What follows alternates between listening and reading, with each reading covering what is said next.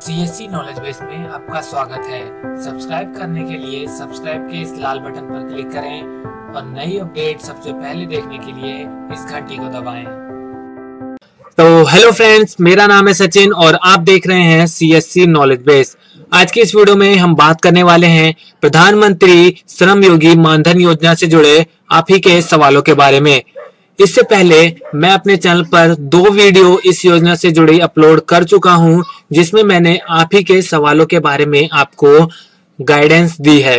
तो फिलहाल के लिए अगर आपके कोई सवाल हो जो इस वीडियो में और पहले की वीडियो में कवर ना हुई है, तो आप कमेंट बॉक्स के माध्यम से मुझसे पूछ सकते हैं। तो अभी के लिए अगर आप इस चैनल पर नए हैं तो चैनल को सब्सक्राइब कर लें, बेल आइकन को दबाकर नोटिफिकेशन ऑन कर लें, क्योंकि मैं आपके लिए ऐसी इंफॉर्मेशनल वीडियो लाता रहता हूं। तो बिना देर किए आज की इस वीडियो को शुरू करते हैं। तो आज का पहला सवाल हमें नवल सिंह ने पूछा है कि अगर अटल पेंशन योजना हमने ले रखी है तो क्या हम इस पेंशन योजना का लाभ उठा सकते हैं। तो इसका जवाब है कि आप बिल्कुल उठा सकते हैं। सरकार ने स्पष्ट किया है कि कर्मचारी भविष्य निधि, कर्मचारी राज्य बीमा निगम और न्यू पेंशन स्कीम के लाभार्थी को ही इससे मना किया गया है। अटल पेंशन योजना केंद्र की सीमित सब्सिडी थी, वह भी तय अवधि में खाता खुलवाने वालों के लिए।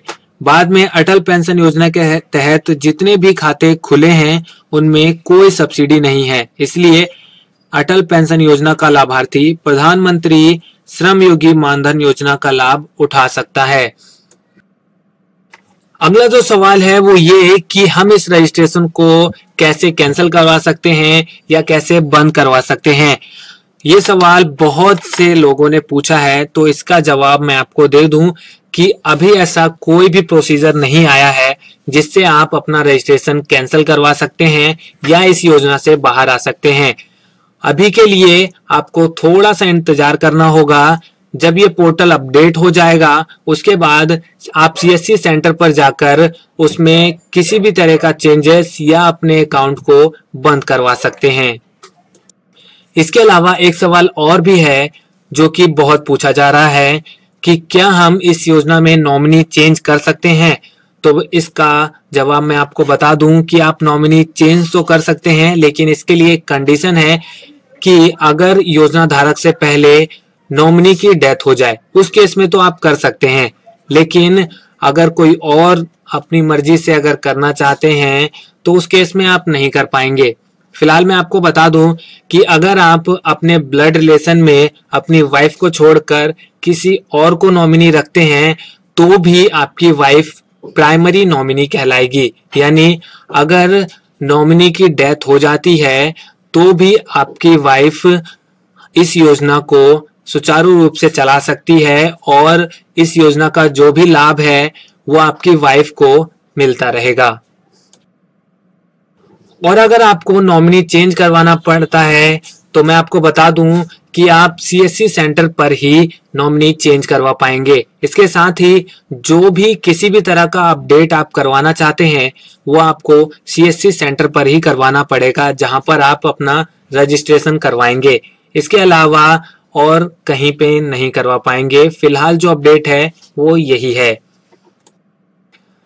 अगला सवाल लेते हैं। तो अगला सवाल हमें पूछा है दीपू कुमार जी ने कि आंगनवाड़ी वालों का भी रजिस्ट्रेशन होगा क्या। तो मैं आपको बता दूं कि आंगनवाड़ी वाले भी इस योजना में रजिस्ट्रेशन करवा सकते हैं अगर उनका पीएफ या ईएसआईसी में वो किसी तरह से एनरोल ना हो।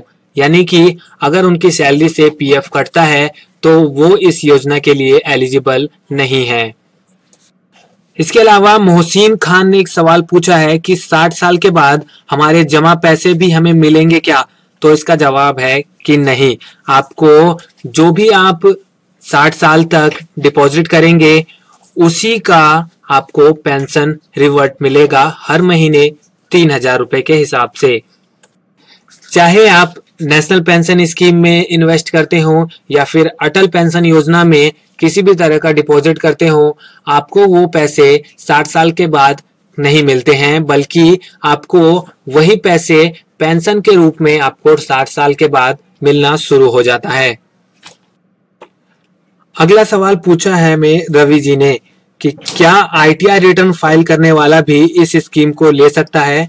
तो बिल्कुल नहीं। जो भी इनकम टैक्स फाइल करता है और अगर वो सैलरी बेसिस पे है तो उसका अगर PF कटता है तो वो इस योजना को नहीं ले सकता, क्योंकि वो तो पहले से ही सरकार की मदद कर रहा है टैक्स भरकर। अगला सवाल पूछा है हमें सुनील कुमार जी ने कि सर, अगर व्यक्ति की 60 वर्ष से पहले मृत्यु हो जाती है तो नॉमिनी को कब तक ये राशि जमा करनी होगी? जैसे मान लीजिए व्यक्ति की उम्र 55 वर्ष है और उसकी मृत्यु हो जाती है, नॉमिनी की उम्र 50 वर्ष है और उस अवस्था में नॉमिनी को कितने वर्ष तक पेंशन की राशि जमा करनी होगी? तो मैं आपको बता दूं कि नॉमिनी को सिर्फ 5 साल ही पैसे जमा करने होंगे, उसके बाद उसे पेंशन मिलनी शुरू हो जाएगी, क्योंकि योजना धारक की उम्र 55 वर्ष थी जब उसकी मृत्यु हुई। 5 साल बाद योजना धारक की आयु 60 वर्ष हो जाती और उसके हिसाब से इस योजना को मैच्योरिटी हो जाती है और उसके बाद आपको पेंशन मिलनी शुरू हो जाएगी। जैसा रूल है उसके हिसाब से 50%। अगला सवाल पूछा है हमें विजेंद्र मिस्त्री जी ने कि नॉमिनी को पेंशन नहीं मिलेगा, जैसे अब से योजना शुरू की है और उस व्यक्ति को 60 वर्ष की आयु से पहले ही मृत्यु हो जाए तो नॉमिनी को केवल जो पैसे जमा किए हैं वही मिलेगा, सेविंग बैंक पर ब्याज दर के हिसाब से। तो मैं आपको बता दूं कि इस केसेस में आपके पास 2 विकल्प होंगे, यानी नॉमिनी के पास 2 विकल्प होंगे, दोनों में से वो कोई सा भी विकल्प ले सकता है। पहला जो विकल्प होगा कि वो इस योजना को जारी रख सकता है और उसमें जो प्रीमियम डिपॉजिट होती रहती है हर साल जो योजना धारक भरता है वो उसे भर सकता है और उसके बाद उसे 50% की पेंशन मिलती रहेगी। और दूसरा है कि वो उसे बंद करवा सकता है। अगर नॉमिनी इस योजना को आगे नहीं चलाना चाहता तो वो इसे बंद भी करवा सकता है। तो इस केसेस में जैसा कि आपने कहा कि सेविंग बैंक पर जो ब्याज मिलता है उसके साथ आपका अमाउंट आपको वापस मिल जाएगा, तो ये बिल्कुल सही है। अगला सवाल पूछा है हमें अवनीश त्रिपाठी जी ने कि ये पैसे कहां पर जमा होंगे? तो मैं आपको बता दूं कि आप जो भी पैसे जमा करेंगे वो आपके पेंशन अकाउंट में जमा कर दिए जाएंगे और जितना आप पे करेंगे उतना ही सरकार की तरफ से आपके पेंशन अकाउंट में डाला जाएगा। इसके अलावा सुनील कुमार वर्मा जी ने हमें पूछा है कि क्या बुढ़ापा पेंशन यानी ओल्ड एज पेंशन भी मिलती रहेगी? तो इसके लिए अभी ऑफिशियल कोई अपडेट सामने नहीं आई है जिसके बारे में ऐसा कहा जाए कि ये दोनों पेंशन योजना एक साथ चल सकती है। तो फिलहाल के लिए जब भी कोई अपडेट आती है आपको CSC नॉलेज बेस पर अपडेट मिल जाएगा। अभी के लिए अगर आप इस चैनल पर नए हैं तो चैनल को सब्सक्राइब कर लें, बेल आइकन को दबाकर नोटिफिकेशन ऑन कर लें, क्योंकि मैं आपके लिए ऐसे इंफॉर्मेशनल वीडियो लाता रहता हूं। चलिए आगे चलते हैं। और वीडियो के आखिर में मैं सवाल लेना चाहूंगा सोना एंटरटेनमेंट का, जिसमें उन्होंने पूछा है कि मैंने आज ही प्रधानमंत्री श्रम योगी मानधन योजना का रजिस्ट्रेशन करवाया है लेकिन मुझे कैंसिल करवाना है। इसके पीछे उनका कोई भी कारण हो सकता है। तो मैं आपको बता दूं कि ऐसा कोई भी प्रोसीजर अभी सामने नहीं आया है जिससे इस पेंशन अकाउंट को अभी बंद किया जा सके। फिलहाल अभी रजिस्ट्रेशन चल रहे हैं। जैसे ही पोर्टल अपडेट होता है उसमें ऐसा कोई अपडेट आता है कि हम इस अकाउंट को बंद कर पाए तो मैं आपको जरूर बताऊंगा। तो अभी के लिए आपको थोड़ा इंतजार करना पड़ेगा, लेकिन मैं आपको एक ट्रिक बता दूं जिससे आप नेक्स्ट मंथ आपकी जो पेमेंट आपके अकाउंट से ऑटो डेबिट होने वाली है वो ना कटे। इसके लिए मैं आपको कुछ इम्पोर्टेंट बता देता हूं। तो आप इसे ध्यान से समझ लीजिए कि जब आपने रजिस्ट्रेशन करवाया था उस समय आपने एक फॉर्म पे साइन किया होगा जिसके बाद आपको आपका पेंशन कार्ड मिला होगा।